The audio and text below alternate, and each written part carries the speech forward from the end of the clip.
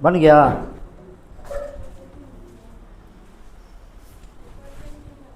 कितना? 1/3। गलत है ये, है ना, गलत है ये। हाँ, 4/7 आएगा। देख लेते हैं, ऑप्शन से ही बना सकते हैं। ठीक है, किससे? MCQ है ना, किससे बना सकते हैं? If the numerator of a fraction is 3 more than its denominator then reciprocal of the fraction. Reciprocal जानते हो? व्युत्क्रम। हाँ, रेसिप्रोकल, रेसिप्रोकल यानी कि व्युत्क्रम। ठीक है ना। x का व्युत्क्रम क्या होगा जी? x का रेसिप्रोकल 1/x, समझे? y का रेसिप्रोकल क्या होगा? हाँ, 1/y का रेसिप्रोकल 1/sin थीटा का रेसिप्रोकल क्या होगा? 1/sin थीटा यानी कि कोसेक थीटा। बताए हुए थे ना, है कि नहीं? वैसे 3 का रेसिप्रोकल क्या होगा? 1/5 का रेसिप्रोकल क्या होगा? 5। 2/7 का रेसिप्रोकल क्या होगा? 7/2। रेसिप्रोकल समझ गए कि नहीं? तो कह रहा है यदि किसी भिन्न का अंश उसके हर से 3 ज्यादा है। कोई फ्रैक्शन है, क्या है जी? कोई फ्रैक्शन है, उसका अंश जो है हर से कितना ज़्यादा है? 3 ज़्यादा है। तो उस भिन्न का व्युत्क्रम क्या होगा? उस भिन्न का रेसिप्रोकल पूछा है हमसे। ठीक है, रेसिप्रोकल समझ में आ गया। अब जरा देखो, फ्रैक्शन क्या होता है? फ्रैक्शन यानी कि भिन्न, यही ना। भिन्न में ऊपर होता है अंश और नीचे होता है यानी कि न्यूमरेटर, और ये डिनोमिनेटर। ठीक है, तो हम मान लेते हैं हमारा फ्रैक्शन क्या है जी? x/y, है ना, x/y यानी x हमारा अंश है, y क्या है? हर है। कह रहा है कि अंश उसके हर से 3 ज्यादा है। ये वाला x जो है ना, x अंश है, और ये इससे ये 3 ज्यादा है। ठीक है, 3 ज्यादा है। तो इसका उल्टा पूछा है, यानी हमको आंसर किसमें चाहिए था? उल्टा ना, फ्रैक्शन का व्युत्क्रम चाहिए था आंसर, है ना।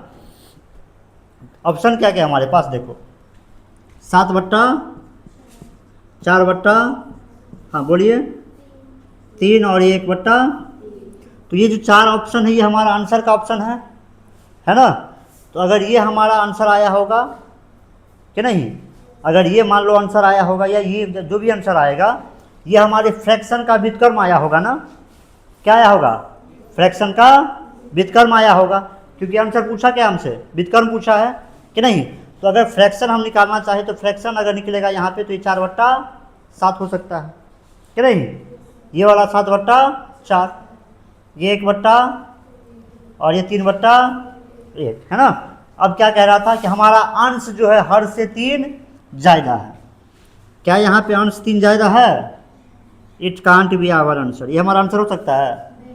यहाँ पे कितना ज्यादा है? कम में है। यहाँ पे कितना ज्यादा है जी? 2 ज्यादा है।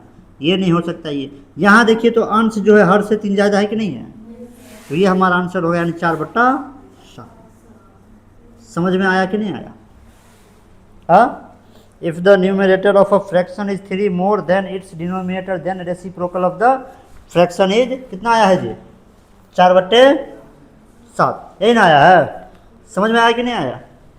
आया समझ में? आगे बढ़े। हाँ, अगला क्वेश्चन है 2 की पावर है हमारे पास, 2 की power x + y, x plus बराबर 2 की पावर x - y, है ना, बराबर √8। तो y की वैल्यू निकालना है ना, ये है। ठीक है, 2 की पावर x + y, 2 की पावर x - y बराबर √8 है। तो y का मान हमको निकालना है। ठीक, कोई दिक्कत है? चलिए, y का मान हमको निकालना है, क्या कर सकते हैं?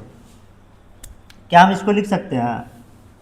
ध्यान से समझिएगा, 2 की पावर x प्लस वाई, है ना, 2 की पावर बराबर √8। अगर यहाँ से √8 में हटाऊँ तो यहाँ पे पावर कितना लगेगा? 1/, लगेगा ना? कैसे लगता है पता है ना? रूट हटाने पे क्या लगेगा? 1/2, क्यूब रूट हटाने पे 1/3 पावर में, ठीक है। अब यहाँ देखिए ध्यान से, 2x प्लस, क्या इस 8 को लिख सकते हैं हम 2 का क्यूब, हाँ, और गुने ये वाला 1/, बेस से बेस क्या हो गया? x प्लस वाई बराबर क्या निकल कर आया? 3 एकम 3/2, ठीक है, 3/2, x प्लस वाई यानी x और y का सम यानी कि योग कितना आ गया? 3/। चलिए अब यहाँ आइए, और क्या था हमारे पास? 2 की पावर x माइनस वाई बराबर √8 है ना, यानी 8 की पावर 1/, यही है ना। 2 की पावर x माइनस वाई बराबर, इसको हमने लिखा 2 की पावर 3 गुणे 1/, ये भी खत्म हो गया, यानी x माइनस वाई का मान भी कितना आ गया? 3/। ये इक्वेशन 1 और ये इक्वेशन 2, ठीक है। अब आप इसको सोल्व कर सकते हैं, है ना। किस विधि से करें? विलोपन से। उतना काहे करना है, कल आपको बताए थे ना, दो संख्याओं का योग कितना है? 3/2, और दो संख्याओं का अंतर कितना है? 3/2, है ना। योग भी 3/2 है, अंतर भी क्या है? 3/2 है, ठीक है। तो या तो आप इसको प्रतिस्थापन से कर लो या विलोपन से कर लो, किसी से कर लो।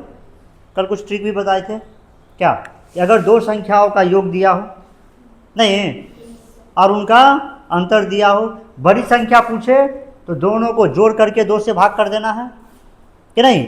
अगर यहाँ पे हमसे x पूछा जाता, क्या पूछा जाता?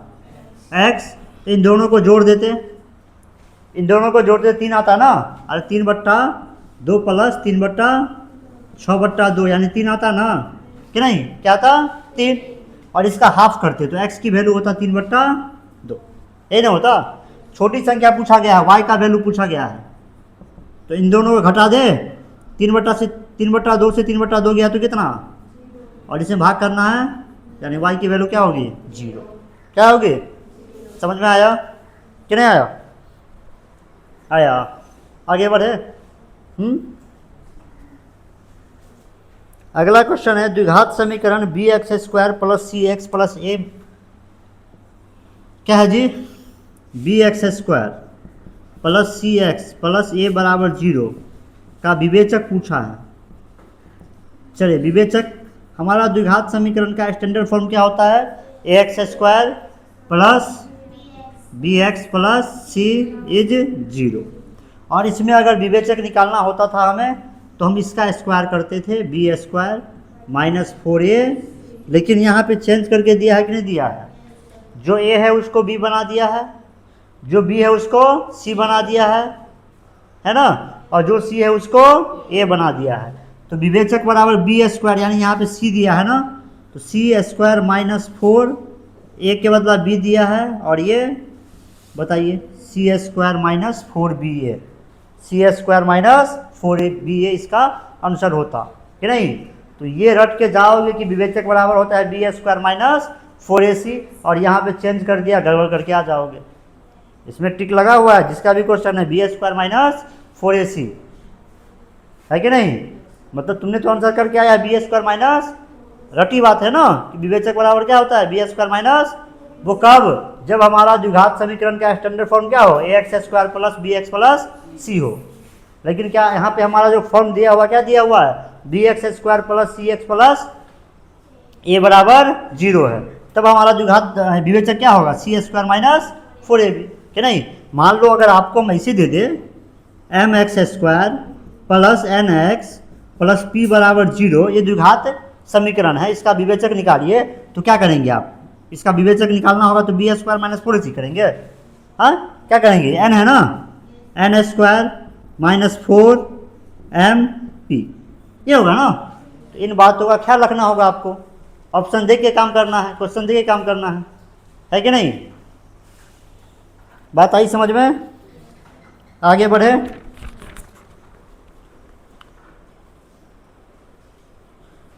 Find the value of discriminant of the quadratic equation b x square. अच्छा ये क्वेश्चन तो भी हुआ है।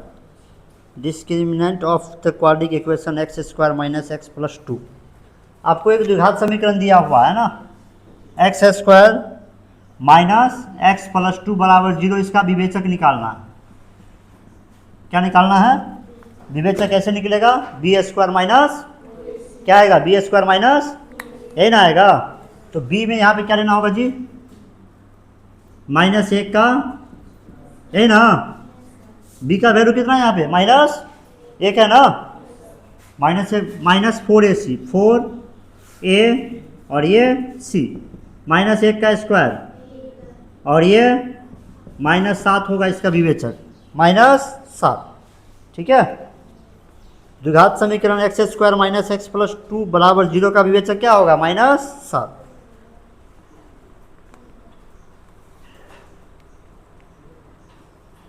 समझे? हाँ, कुछ नोट बनाएंगे? हाँ बनाइए, जल्दी बनाइए।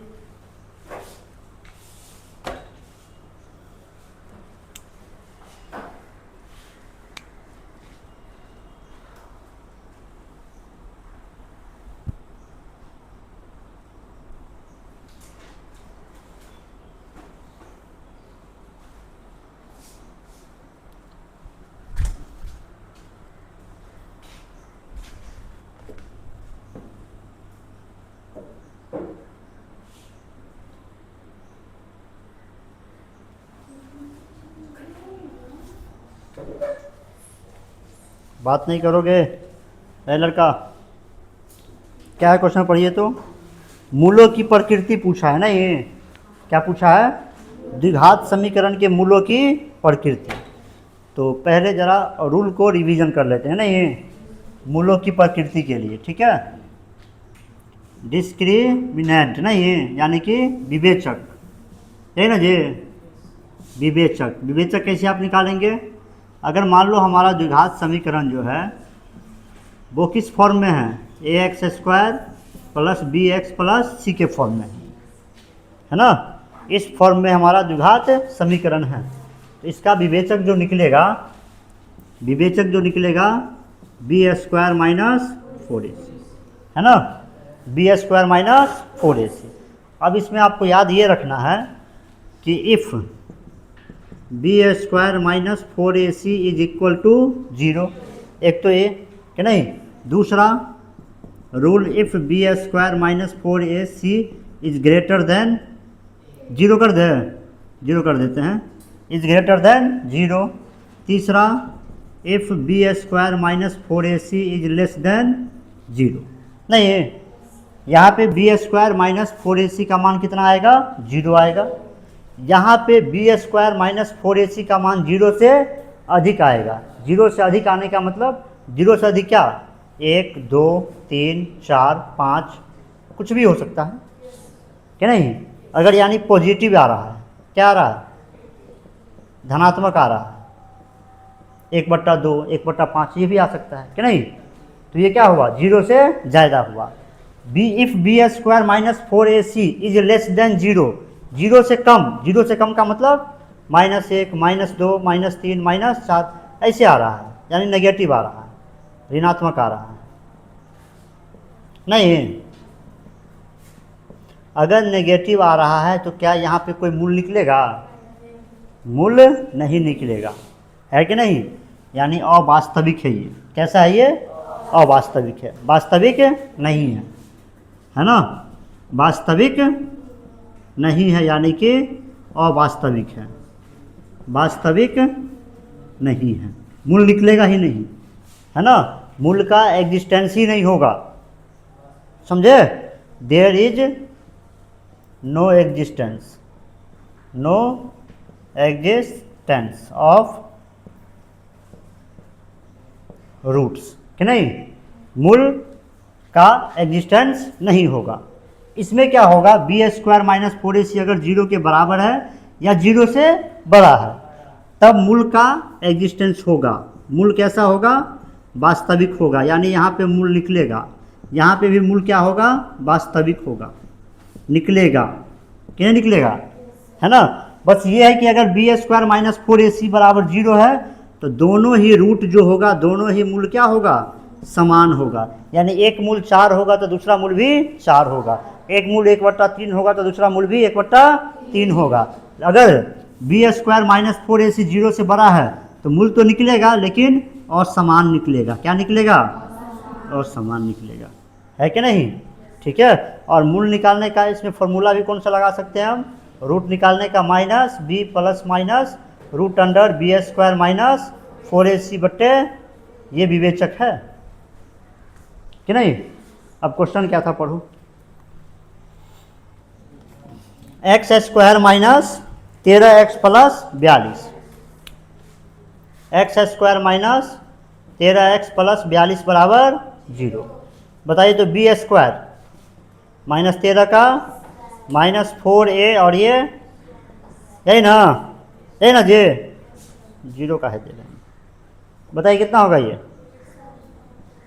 माइनस कितना हो रहा है ये 100 क्या आ गया जी, तो बी स्क्वायर माइनस 4ac बराबर कितना आया है, 1 आया है ना, कितना आया है, 1 आया है, 0 से बड़ा है कि नहीं है, तो ये वाला लगेगा कि नहीं लगेगा, मूल कैसा होगा, वास्तविक होगा लेकिन असमान होगा, ऑप्शन नंबर 1 यानी ऑप्शन ए इसका सही है कि नहीं है, कोई दिक्कत है, ऑप्शन ए क्या है, सही है, समझ पा रहे हैं आप कि नहीं। चलो आ जाओ आगे, क्वेश्चन क्या कहता है,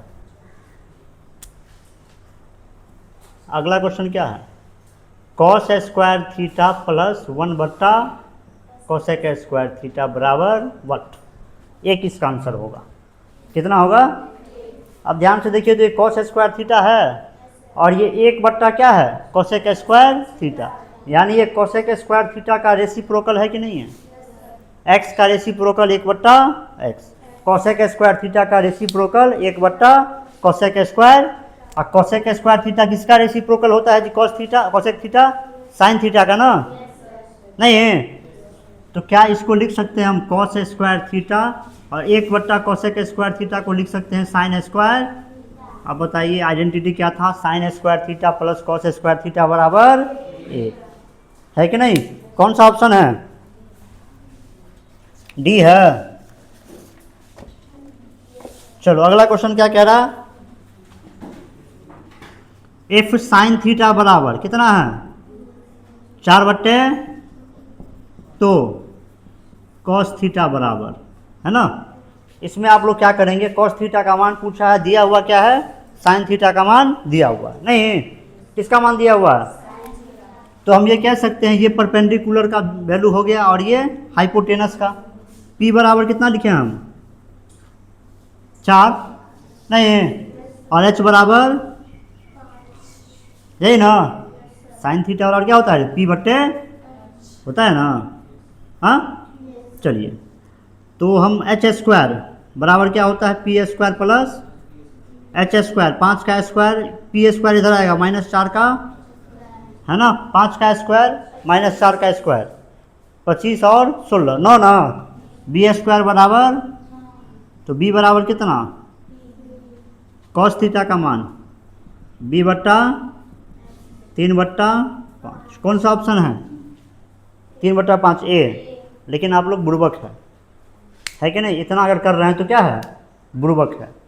कैसे, अब आपको पता है कि साइन थीटा बराबर क्या दिया है 4/5, यानी ये P का मान है और ये H का मान है, त्रिप्लेट लिखाए होंगे आपको कुछ ना कुछ, जैसे 3 4 और ये वैसे लिखाए होंगे 6 8 10 लिखाए होंगे कि नहीं लिखाए होंगे, हाँ 8 15 17 की याद कर लेना, ट्रिपलेट लिखाए थे ना। तो आप मुझे बताइए 3 4 5 ट्रिपलेट बनता है कि नहीं बनता है, अगर ये P हो गया, ये H हो गया, तो ये बचा क्या, B बचा ना। अब कॉस थीटा का पूछा है तो हमको पता है B/, सीधे कहेंगे 3/, इतना करना था, नहीं ना, फिर नोट बनाएंगे, हाँ बनाइए,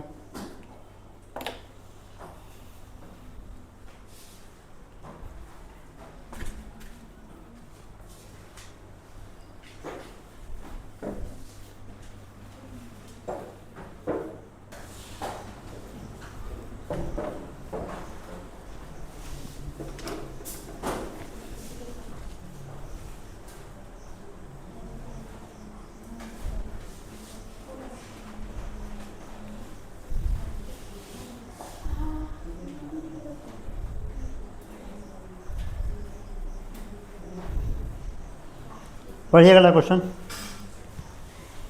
कैसा लग रहा है गणित जी, समझ आ रहा है?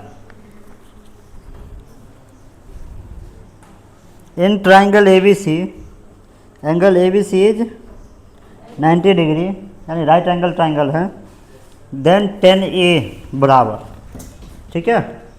पहले यहाँ देखो हम ट्राइंगल बना रहे हैं, क्या बना रहे हैं?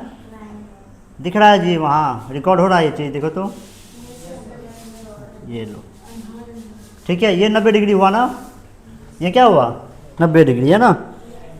इसका एंगल ABC बराबर 90 डिग्री है, एंगल ABC, ये क्या है? यानी इसको B लेना पड़ेगा, है कि नहीं? है नहीं? एंगल ABC बराबर क्या है? इसको B लेना पड़ेगा, इसको हम A ले लेते हैं, इसको आप A ले सकते हैं, इसको C, क्योंकि ऐसा कुछ लिखा हुआ नहीं है, ठीक। हमसे पूछा क्या गया है? 10A की वैल्यू। 10 बराबर क्या होता है जी? लंब बट्टे आधार ना। किस एंगल की बात कर रहा है ये? तो ए ये ना, इसके लिए लंब ये, लंब को क्या लिखेंगे आप? आधार BC बट्टा AB है ऑप्शन में, ठीक है। आ गया समझ में? मान लो आपसे पूछता 10C का मान, किसका मान? तब 10C के लिए लंब बन जाता AB बट्टा BC, है ना। मान लो cos C का मान पूछ रहा था, किसका मान? cos C का, तो एंगल C ये है ना, इसके लिए लंब ये, आधार ये और कर्ण। cos बराबर क्या होता है? आधार बट्टा कर्ण, यानी BC बट्टा AC। किसी का भी मान आप निकाल सकते थे कि नहीं?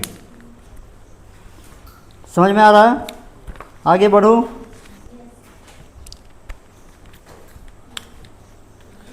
अगला क्वेश्चन है साइन 69 डिग्री बट्टे कॉस 21 डिग्री। साइन 69 डिग्री बट्टे साइन 69 है जी, साइन 69 डिग्री बट्टे, चलो 69 और 21 को देख के आपको क्या आ रहा है? कंप्लीमेंट्री एंगल 90 डिग्री आ रहा है ना। क्या आ रहा है जी? 90 डिग्री याद आ रहा है। नहीं, 69 और 21 का योग क्या होगा? 90 डिग्री होगा। तो मुझे लगता है जब ऐसा दिखे ना कि नहीं, तो ये वाला फार्मूला लगाना, साइन थीटा बराबर कॉस 90 माइनस थीटा।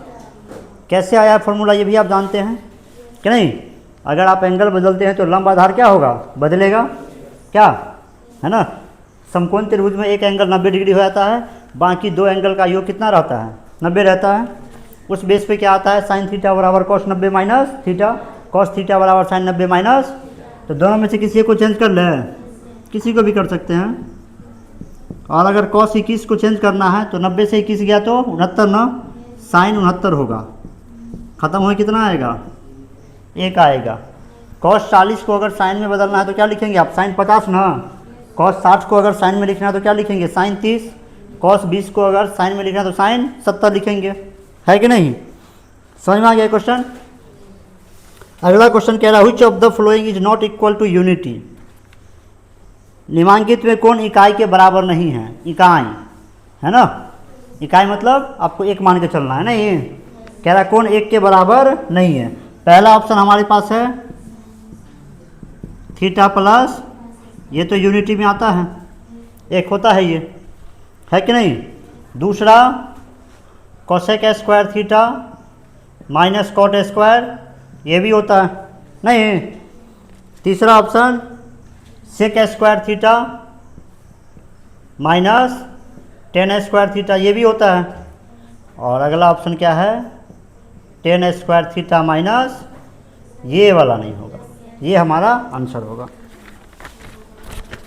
ठीक है। अगला क्वेश्चन कह रहा है टेन थीटा बराबर कॉट थीटा, तो थीटा का मान, टेन थीटा बराबर क्या है? कॉट थीटा, थीटा का मान पूछा है कि नहीं, ठीक है, नहीं ना।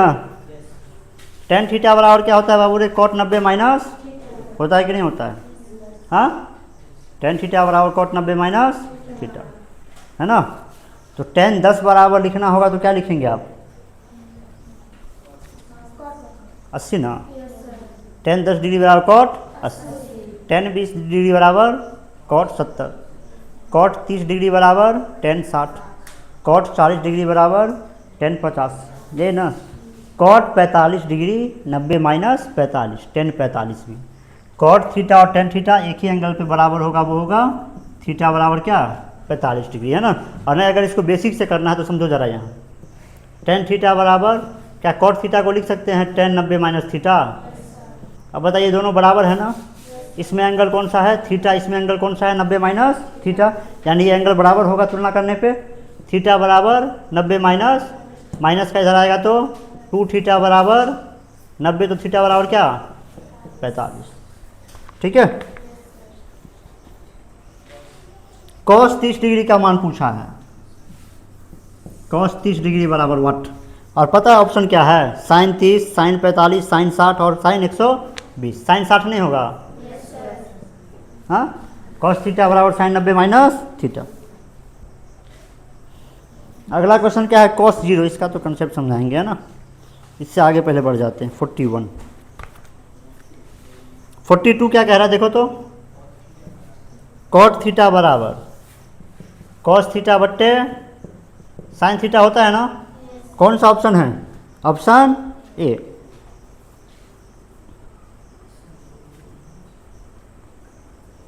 ठीक है।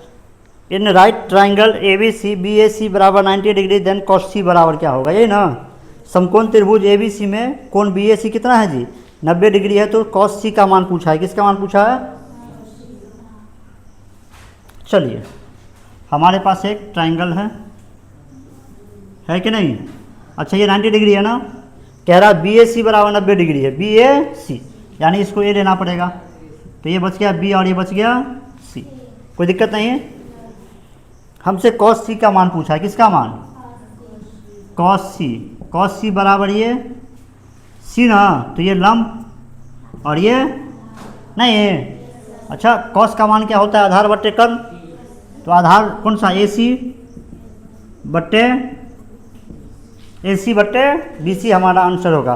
बट ऑप्शन में ये नहीं दिया हुआ है, ऑप्शन में दिया है कॉस बी, क्या दिया है कॉस बी, और क्या दिया है साइन बी,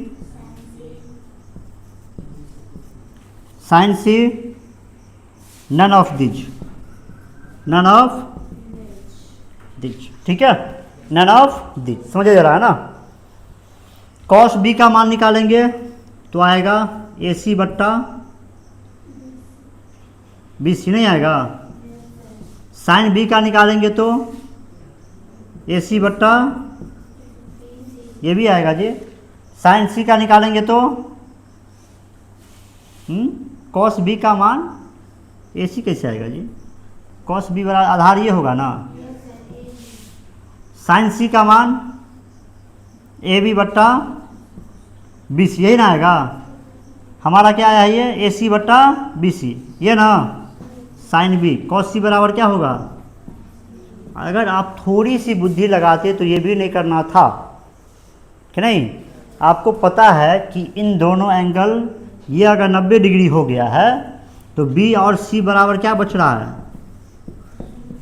नहीं बच रहा है। जब आपको लिखाए थे कि साइन थीटा बराबर कॉस 90 माइनस थीटा होता है, कॉस थीटा बराबर साइन 90 माइनस थीटा होता है, तो आपको बताया गया था वहाँ पे कि ये होता क्यों है, कहाँ से आता है ये, कि नहीं कैसे आता है, यही ना। एंगल चेंज करने पे क्या होगा, लंब आधार चेंज होता है, यही ना। तो जो लंब रहेगा वो आधार बन जाएगा, जो आधार रहेगा वो लंब बन जाएगा। साइन थीटा का मान होता है लंब बट्टे कर्ण, तो ये लंब क्या बनेगा, अब एंगल चेंज करने पे आधार बनेगा ना, तो आधार बट्टे कर्ण क्या होगा, कॉस होगा। वहाँ पे ये भी लिखाए थे कि अगर a प्लस बी बराबर 90 डिग्री है तो साइन ए बराबर क्या होगा जी, कॉस बी होगा, नहीं बताए थे। तो अगर यहाँ पे b और c बराबर 90 डिग्री है तो साइन b बराबर कॉस c लिख सकते हैं, या कॉस b बराबर क्या लिख सकते हैं, साइन c। तो कॉस c का मान पूछा है ना, ये क्या होगा साइन b। अगर सोचते तो ये भी बन सकता था ऐसे, इतना नहीं करना था।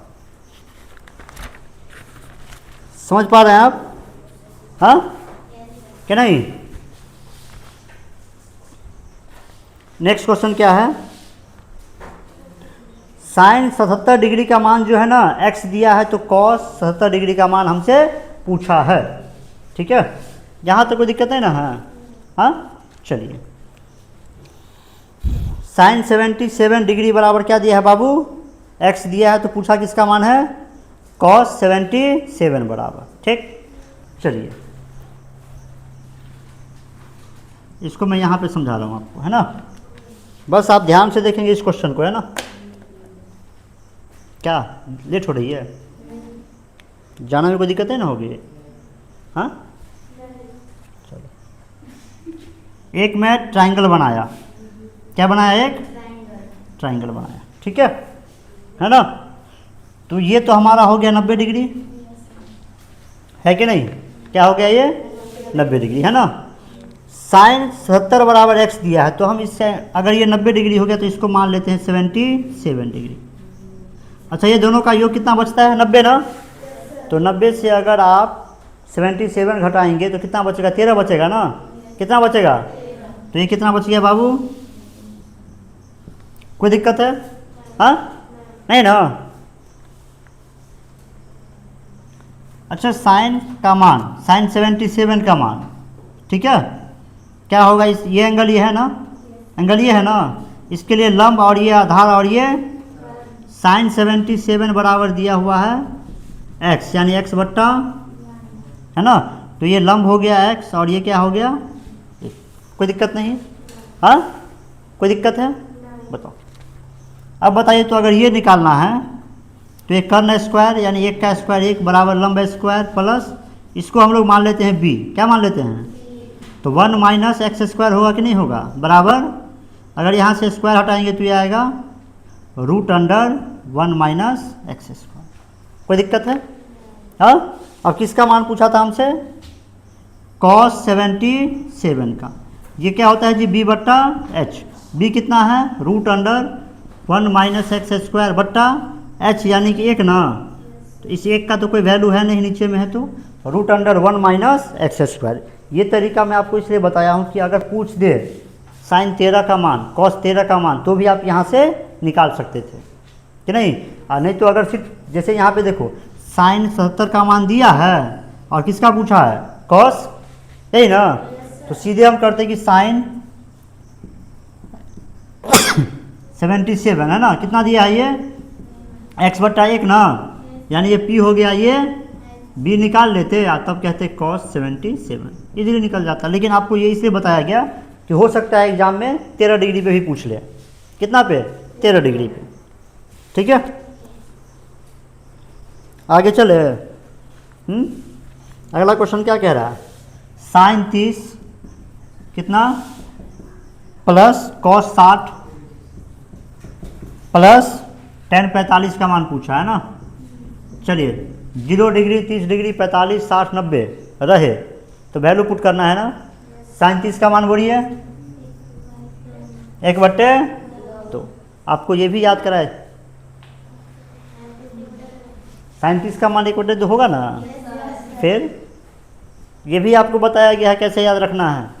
अगर चार्ट याद नहीं रखना है तो निकालना भी सिखाए थे।